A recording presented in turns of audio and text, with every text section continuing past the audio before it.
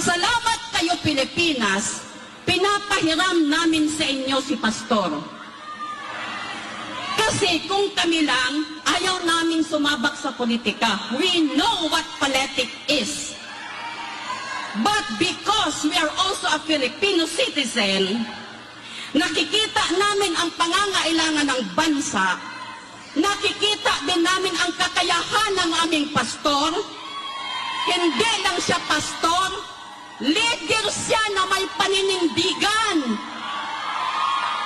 Salpakan mo man ng trillions ang kanyang mga mata, kahit mag-isa na lang siyang nakatayo, tatayo at tatayo pa rin siya.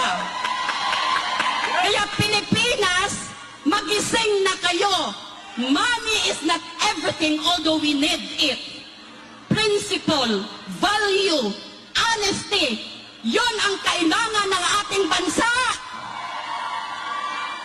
Oh, huwag kayong padala sa ayuda, ayuda, ayuda. Galing din ako noon sa government.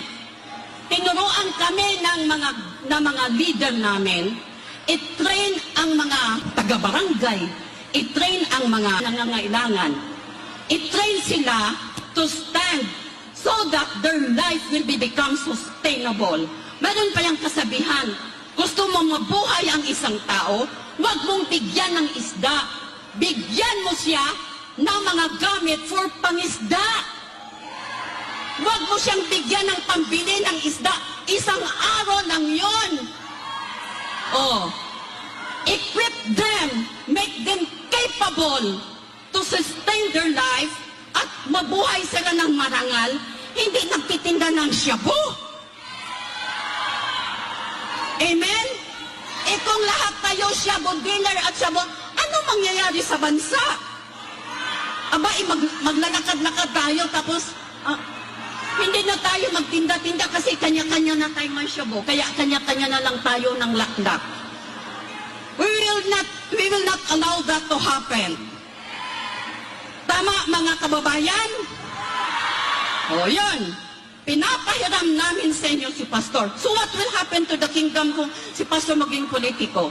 The kingdom can stand before for how many years na instill ni Pastor sa aming isipan at sa aming puso paano mamahala ng ayon sa kalooban ng Ama at ayon sa itinuro ni Pastor sa amin. Huwag kayong mag-alala sa amin. Ang alalahanin ninyo ang future ng ating bansa at future ninyo. Ayaw ninyo kay Pastor? Nako, you did not give our country, the Philippines, that chance to have a good leader. Yun ang masasabi ko sa inyo. Ayaw ninyo, walang mawawala kay Pastor.